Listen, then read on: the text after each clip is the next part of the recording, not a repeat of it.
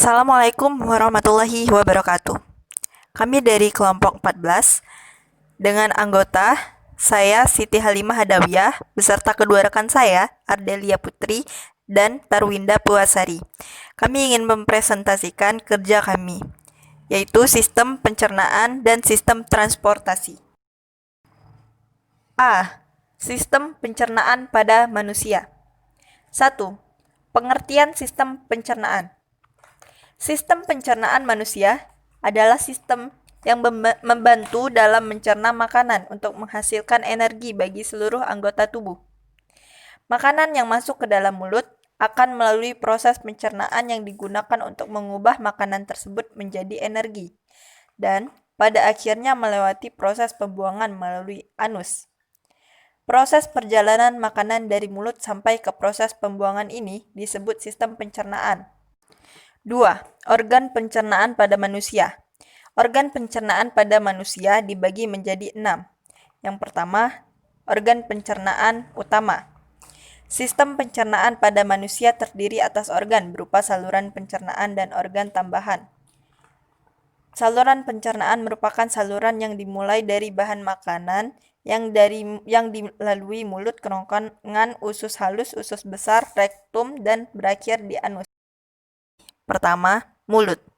Bisa dikatakan bahwa mulut adalah pintu gerbang dari sistem pencernaan makanan, karena menjadi pintu utama ketika makanan masuk. Mulut berfungsi untuk mengunyah makanan menjadi lebih halus, agar lebih mudah ditelan. Makanan melalui mulut akan mengalami proses pencernaan secara kimia dan mekanik. 2. Kerongkongan.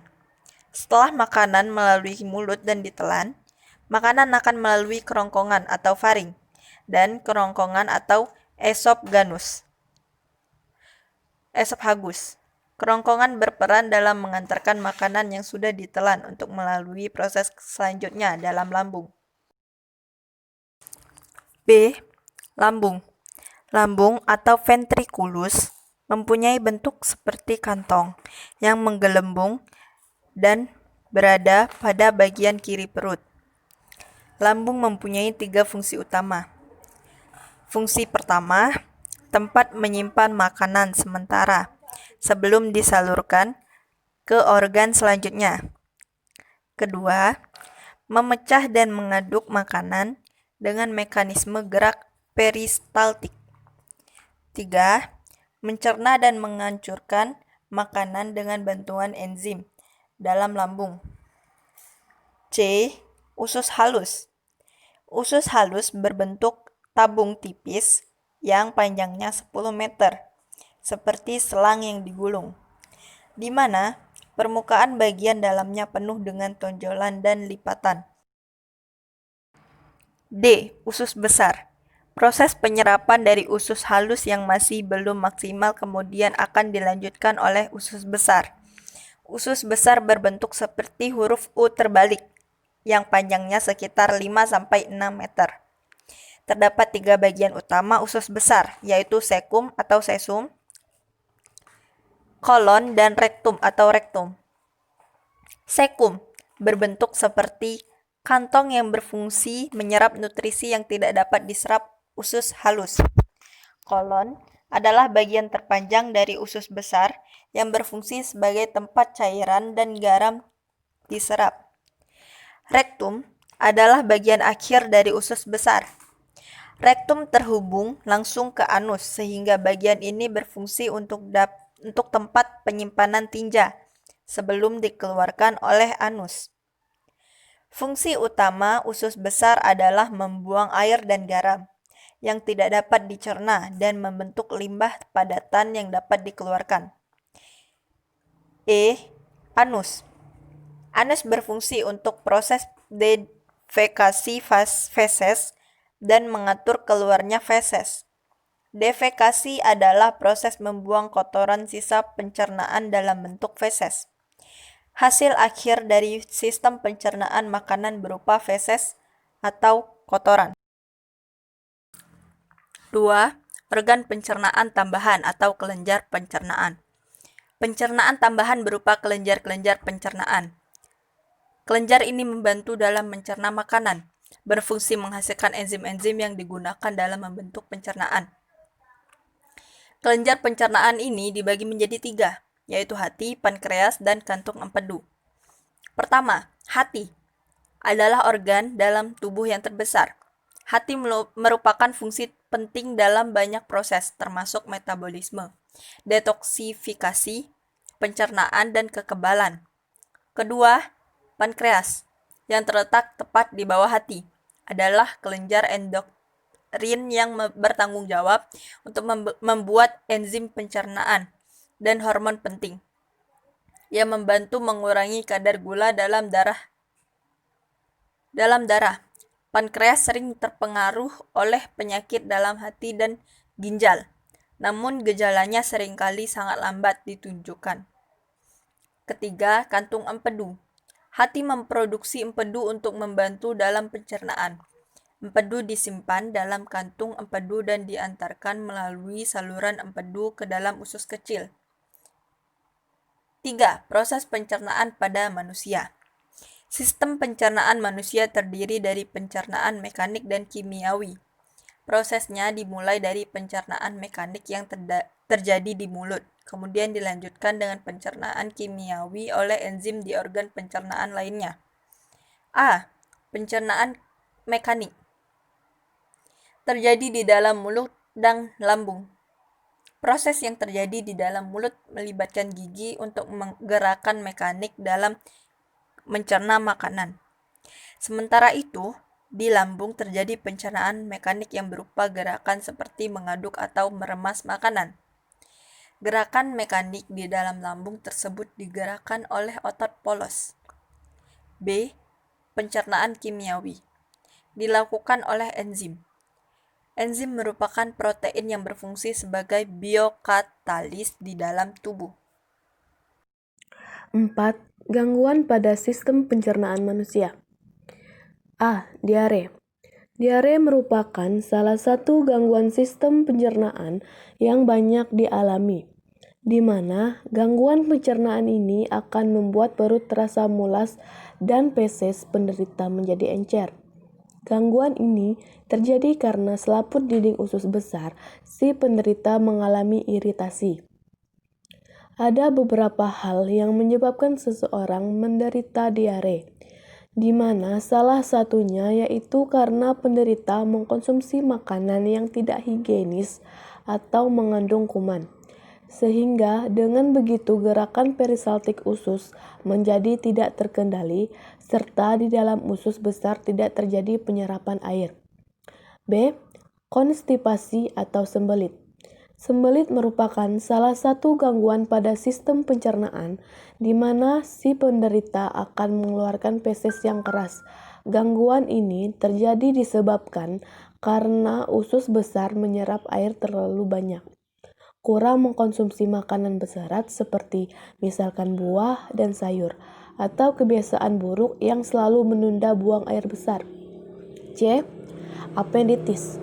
Apenditis merupakan gangguan sistem pencernaan yang mana umbai cacing atau usus buntu mengalami peradangan.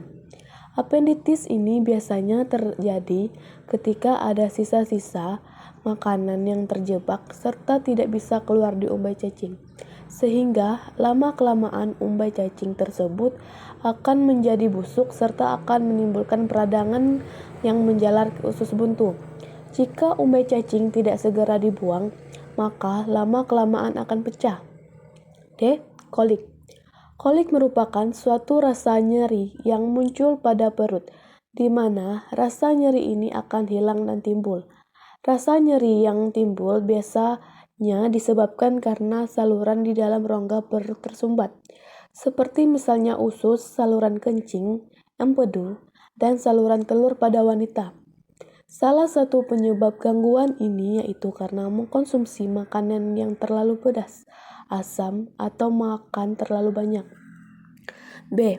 Sistem transportasi pada makhluk hidup. 1. Sistem transportasi pada tumbuhan. A. Jaringan transportasi pada tumbuhan. Berkas mengangkut terdiri dari xilem dan floem. Xilem dan floem merupakan jaringan seperti tabung yang berperan dalam sistem pengangkutan. air dan mineral dari dalam tanah akan diserap oleh akar, kemudian diangkut melalui silem ke bagian batang dan daun tumbuhan. Zat makanan yang dibuat di daun akan diangkut melalui floem ke bagian lain tumbuhan yang memerlukan zat makanan. Silem dan floem adalah jaringan pengangkut yang salurannya terpisah. B. Mekanisme transportasi pada tumbuhan. Proses pengangkutan air dan mineral dari tanah serta proses pengangkutan nutrisi hasil fotosintesis yang terjadi pada tumbuhan. 1. Transportasi air. Air merupakan zat yang diperlukan oleh tumbuhan. Air adalah salah satu jenis zat yang termasuk ke dalam kelompok zat cair.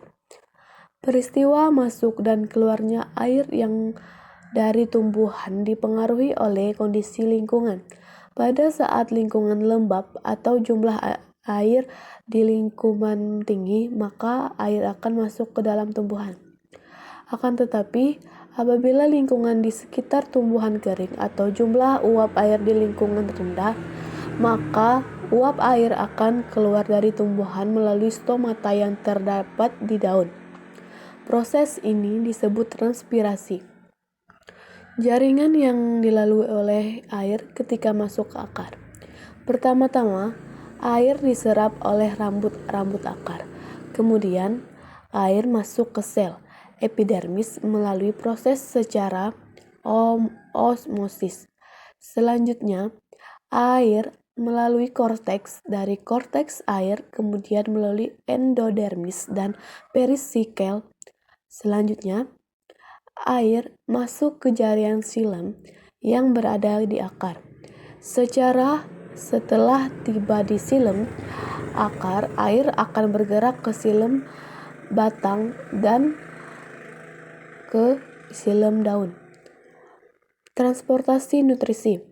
Semua bagian tumbuhan yaitu akar, batang, daun, serta bagian lainnya memerlukan nutrisi agar kebutuhan setiap bagian tumbuhan terpenuhi. Maka dibutuhkan suatu proses pengangkutan nutrisi hasil fotosintesis berupa gula dan asam amino ke seluruh tumbuhan. Pengangkutan hasil fotosintesis dari daun ke seluruh tumbuhan terjadi melalui pembuluhan floem. Perjalanan zat-zat hasil fotosintesis dimulai dari sumbernya yaitu daun, daerah yang memiliki konsentrasi gula tinggi, ke bagian tanaman lain yang dituju daerah yang memiliki konsentrasi gula rendah. 2. Sistem peredaran darah pada manusia. A. Darah. Darah adalah cairan berwarna merah yang terdapat di dalam pembuluh darah. Warna merah tersebut tidak terlalu tetap tetapi berubah-ubah karena pengaruh zat kandungannya, terutama kadar oksigen dan karbon dioksida. Apabila kadar oksigen tinggi, maka warna darahnya menjadi merah tua. Volume darah pada manusia adalah 8% berat badannya.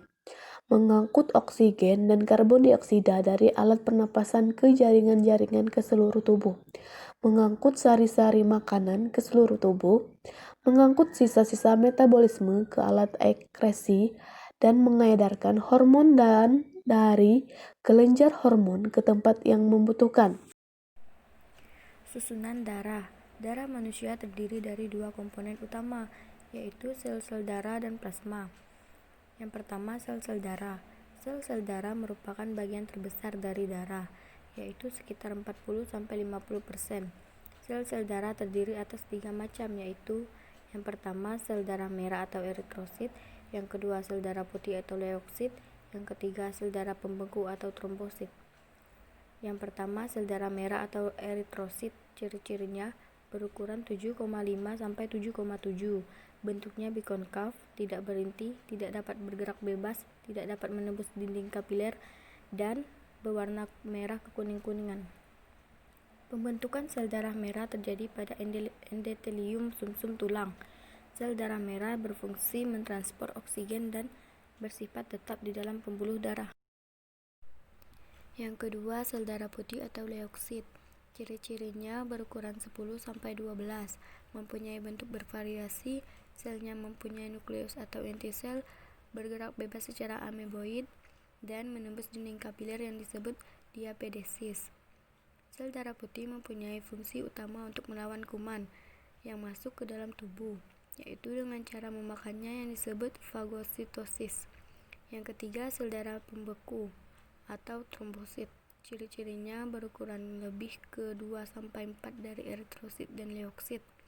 Sel darah pembeku tidak berinti, bentuknya tidak lentur, dan bila tersentuh benda yang permukaannya kasar akan mudah pecah. 2. Plasma darah. Plasma darah terdiri dari air yang di dalamnya terlarut berbagai macam zat, baik zat organik maupun zat anorganik, dan zat yang berguna maupun zat sisa yang tidak berguna, sehingga jumlahnya lebih kurang 7-10%. Alat peredaran darah. Yang pertama, pembuluh darah. Terdapat 3 macam pembuluh darah. Yang pertama, pembuluh nadi atau arteri, yaitu pembuluh yang mengangkut darah dari jantung ke seluruh tubuh. Yang kedua, pembuluh balik atau vena, yaitu pembuluh yang mengangkut darah dari seluruh organ tubuh menuju ke jantung. Yang ketiga, pembuluh kapiler, yaitu pembuluh halus yang menghubungkan arteriole dengan venule. 2. Jantung. Jantung merupakan alat pemompa darah yang letaknya di dalam rongga dada agak ke kiri. Besarnya kurang lebih sama dengan kepalan. Jantung mempunyai bagian-bagian berikut. Yang pertama, dinding jantung merupakan bagian yang membungkus ruangan jantung. Dinding ini terdiri atas 3 lapisan: perikardium, miokardium, endokardium. Perikardium yaitu selaput pembungkus jantung, miokardium yaitu otot jantung, endokardium yaitu selaput yang membatasi ruangan jantung. 2. Ruangan jantung. Ruangan jantung manusia berjumlah 4, terdiri dari 2 serambi kanan dan serambi kiri, serta 2 bilik kanan dan bilik kiri. Yang ketiga, klip jantung. Keempat, saraf. C. Macam-macam peredaran darah. Peredaran darah manusia merupakan peredaran darah yang tertutup. Darah yang dialirkan dari seluruh tubuh melalui pembuluh darah dan darah yang mengalir melewati jantung sebanyak 2 kali disebut sebagai peredaran darah ganda yang terdiri dari: yang pertama, peredaran darah besar, yaitu peredaran darah dari jantung atau bilik kiri menuju ke seluruh tubuh kecuali paru-paru dan kembali ke jantung, atau serambi kanan. Yang kedua, peredaran darah kecil, yaitu peredaran darah dari jantung atau bilik kanan menuju ke paru-paru kembali ke jantung, atau serambi kiri.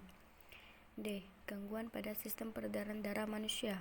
Yang pertama, anemia merupakan penyakit kekurangan kadar hemoglobin, Fi, dan eritrosit di dalam tubuh. Yang kedua, leukemia, produksi leuksit melebihi batas normal. Yang ketiga, jantung koroner, disebabkan adanya penyumbatan pada pembuluh darah koroner, yaitu arteri dan vena yang mengalirkan darah dari dan ke jantung. Yang keempat, hipertensi, terjadi ketika tekanan darah di dalam arteri lebih tinggi dari tekanan darah normal. Yang kelima, varises, merupakan pelebaran pada vena akibat adanya pembengkakan vena. Varises biasanya terjadi di kaki. Varises yang terjadi di dekat anus disebut ambien. Yang keenam, arteriosklerosis, yaitu pengeras pembuluh nadi karena adanya penimbunan zat kapur.